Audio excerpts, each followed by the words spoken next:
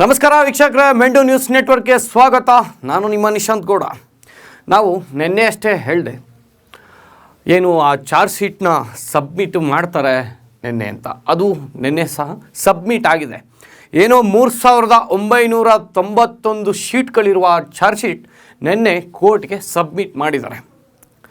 ಅದರಲ್ಲಿ ಏನೇನಿದೆ, ಈ ಕೇಸಿಗೆ ಸಂಬಂಧಪಟ್ಟ ಸ್ಟಾರ್ಟಿಂಗಿಂದ ಹಿಡಿದು ಎಂಡಿಂಗ್ವರೆಗೂ ಆ ಚಾರ್ಜ್ ಶೀಟಲ್ಲಿ ಅವರು ಬರೆದಿರ್ತಾರೆ. ಸುಮ್ಮನೆ 100 ಪೇಜು 200 ಪೇಜ್ ಅಲ್ಲ, ಸರಿಸುಮಾರು 3991 ಪೇಜ್ಗಳನ್ನು ಪೊಲೀಸ್ನವರು ಕೋರ್ಟ್ಗೆ ಸಬ್ಮಿಟ್ ಮಾಡಿದ್ದಾರೆ. ಆದರೆ ಅದರಲ್ಲಿ ಏನೇನು ಬರುತ್ತೆ ಅಂದರೆ, ಏನು ಪವಿತ್ರ ಗೌಡವ್ರಿಗೆ ರೇಣುಕಾ ಸ್ವಾಮಿ ಏನೇನು ಮೆಸೇಜ್ ಮಾಡಿರ್ತಾನಲ್ಲ, ಅಶ್ಲೀಲವಾದ ಮೆಸೇಜ್ಗಳು, ಅದೆಲ್ಲ ಸಹ ಅದರಲ್ಲಿ ಕೊಟ್ಟಿರ್ತಾರೆ. ಇವರು ಮೆಸೇಜ್ ಮಾಡಿದ್ದಾರೆ, ಬ್ಯೂಟಿ ಅದು ಇದು ಎಕ್ಸೆಟ್ರಾ ಎಲ್ಲ ಮಾಡಿದ್ದಾರೆ. ಆದರೆ ಹಾಗೆ ಮಾಡಿದವ್ರನ್ನ ಅಷ್ಟು ಕ್ರೂರವಾಗಿ ಸಾಯಿಸ್ಬೇಕಾ? ಅಷ್ಟು ಜನ ಬೇಕಾ? ಅಷ್ಟೊಂದು ಕ್ರೂರತ್ವ ಇದೆಯಾ? ಅಥವಾ ಇವರೇನಾದರೂ ಡ್ರಿಂಕ್ಸ್ ಮಾಡಿ ಅಥವಾ ನೆಶೆಯಲ್ಲಿ ಏನಾದರೂ ಈ ಥರ ಮಾಡಿರ್ತಾರ? ಇವ್ರಿಗಿರೋ ಇದರಲ್ಲಿ, ದರ್ಶನ್ನವ್ರಿಗಿರೋ ಇದರಲ್ಲಿ ನೋಡಿ ಸ್ವಾಮಿ, ಪೊಲೀಸ್ನವ್ರಿಗೆ ಫೋನ್ ಮಾಡಿ ಹಿಂಗಾಗಿದೆ, ಈ ಥರ ಮೆಸೇಜ್ ಬರ್ತಿದೆ, ವಿಚಾರಿಸ್ಕೊಳ್ಳಿ ಅಂದರೆ ಒದ್ದೊಳಗಾಗ್ತಾಯಿದ್ರು. ಇಲ್ಲಾಂದರೆ ಒಂದು ಸಲ ವಾರ್ನಿಂಗ್ ಕೊಟ್ಬಿಟ್ಟು ಬಿಡ್ಬೋದಾಗಿತ್ತು ಅವ್ರನ್ನ. ಅಷ್ಟೊಂದು ಕ್ರೂರವಾಗಿ ಸಾಯಿಸೋವಂಥದ್ದು ಇದೆಯಾ? ಏನು ಆ ಲಾರಿಗಳಿಗೆಲ್ಲ ಹೊಡೆಸಿದ್ದಾರಂತೆ. ಪವಿತ್ರ ಗೌಡವರು ಬಂದಿದ್ದ ತಕ್ಷಣವೇ ಚಪ್ಪಲಿಲಿ ಹೊಡೆದ್ರಂತೆ.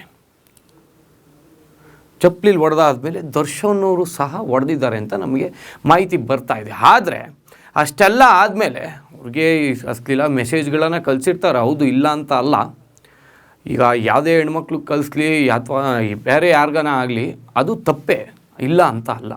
ಆದರೆ ಅದಕ್ಕೆ ಕಾನೂನು ಮುಖಾಂತರ ಒಂದು ಇದೆಯಲ್ವಾ, ಕಾನೂನು ಮುಖಾಂತರ ಹೋದರೆ ಬೇರೆ ಥರ ಪೊಲೀಸ್ನವ್ರು ಮಾಡ್ತಾಯಿದ್ರು. ಆದರೆ ಇವರು ಚಪ್ಪಲಿಲೆಲ್ಲ ಹೊಡೆದು ಕಿಲಿಮ್ ಅಂತ ಹೇಳಿದ್ಲ, ಪವಿತ್ರ ಗೌಡವರು ಕಿಲಿಮ್ ಅಂತ ಹೇಳಿದ್ರಂತೆ. ಅಲ್ಲಿರೋರಿಗೆ ಅವ್ರಿಗೇನು ನೆಶಲಿದ್ರೆ ಅವ್ರಿಗೇನು ಮಾಡಿದ್ದಾರೆ, ಹೆಗ್ಗ ಮುಗ್ಗ ಹಾಕ್ಕೊಂಡು ಹೊಡೆದಿದ್ದಾರೆ.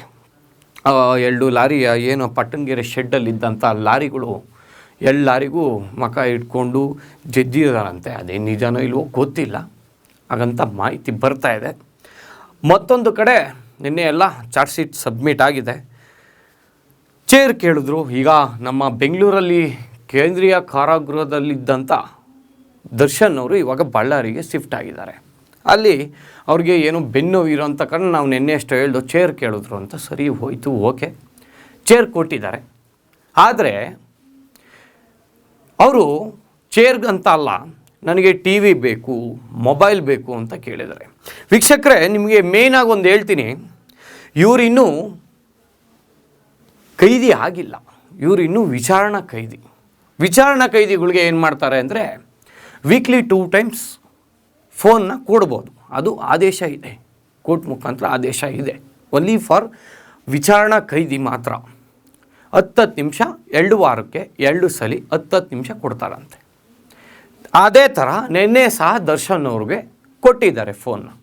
ವಿಚಾರಣಾ ಕೈದಿ ಅಲ್ವಾ ಇನ್ನೂ ಅಂದ್ಬಿಟ್ಟು ಕೊಟ್ಟಿದ್ದಾರೆ.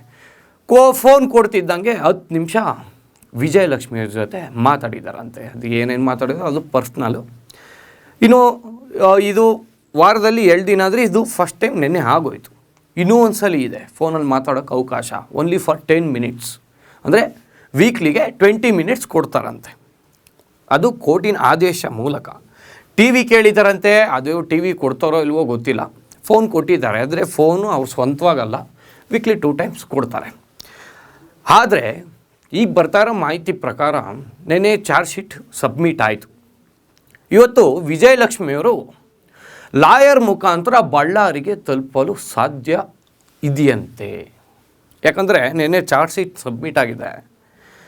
ಅದ್ರ ಮೂಲಕ ಏನಾದರೂ ಬೇಲ್ಗೆ, ಈ ಚಾರ್ಜ್ ಶೀಟ್ಗಿಂತ ಮುಂಚೆ ಬೇಲ್ ಯಾರಿಗೂ ಸಿಗೋದಿಲ್ಲ, ನಾವು ಆಲ್ರೆಡಿ ಹೇಳಿದ್ದೀವಿ. ಆದರೆ ಇವತ್ತು ಲಾಯರ್ನ ಬಳ್ಳಾರಿಗೆ ಕರ್ಕೊಂಡು ಹೋಗ್ತಾ ಇದ್ದಾರಂತೆ. ಈ ಥರ ಸಬ್ಮಿಟ್ ಆಗಿದೆ ಅಲ್ಲ ಚಾರ್ಜ್ ಶೀಟು, ಬೇಲ್ಗೆ ಏನಾದರೂ ಮಾಡ್ಬೋದಾ ಅಂತ ದರ್ಶನ್ ಅವ್ರ ಹತ್ರ ಮಾತಾಡೋಕ್ಕೆ ವಿಜಯಲಕ್ಷ್ಮಿ ಅವರು ಕರ್ಕೊಂಡು ಹೋಗ್ತಾ ಇದ್ದಾರೆ ಅಂತ ನಮಗೆ ಮಾಹಿತಿ ಇದೆ. ಮೇಯ್ನ್ಲಿ ಏನು ಹೇಳ್ಬೋದು ಅಂದರೆ ವೀಕ್ಷಕರೇ, ಇವಾಗ ಚಾರ್ಜ್ ಶೀಟ್ ಕೊಟ್ಟಾದ ತಕ್ಷಣ ಒಂದು 2-3 ದಿನಕ್ಕೆಲ್ಲ ಬೇಲಾಗೋ ಸಾಧ್ಯತೆ ಇಲ್ಲ. ಅದು ಏನು 10 ಪೇಜ್ 20 ಪೇಜ್ ಚಾರ್ಜ್ ಶೀಟ್ ಅಲ್ಲ ವೀಕ್ಷಕರೇ, ಸುಮಾರು 3991 ಶೀಟ್ಗಳು. ಅದನ್ನು ಅವ್ರು ಓದಬೇಕು ಅಂದ್ರೆ ಮಿನಿಮಮ್ 1 ಮಂತ್ ಬೇಕು. ಅಫ್ಕೋರ್ಸ್ ಬೇಕೇ ಬೇಕು. ಅದೆಲ್ಲ ಏನೇ ಡೀಟೇಲ್ಸ್ ಇದೆ ಅದೆಲ್ಲ ನೋಡಬೇಕಲ್ಲ, ಕೋಡ್ ಸಹ ನೋಡೋಣ ವೀಕ್ಷಕರೇ.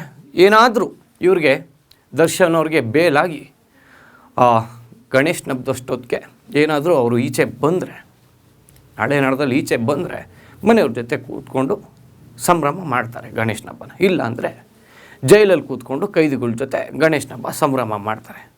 ನೋಡೋಣ ಇನ್ನು ಈ ಡಿ ಗ್ಯಾಂಗ್ ದರ್ಶನ್ ಅವರ ಕೇಸು ಇನ್ನು ಯಾವ ಹಂತಕ್ಕೆ ತಲುಪಿದೆ, ಇನ್ನು ತಲುಪುತ್ತೆ ಅಂತ ನಾವು ನಿಮಗೆ ತಿಳಿಸ್ಕೊಡ್ತೀವಿ. ಅಲ್ಲಿವರೆಗೂ ನೋಡ್ತಾ ಇರಿ ಮೆಂಡು ನ್ಯೂಸ್ ನೆಟ್ವರ್ಕ್.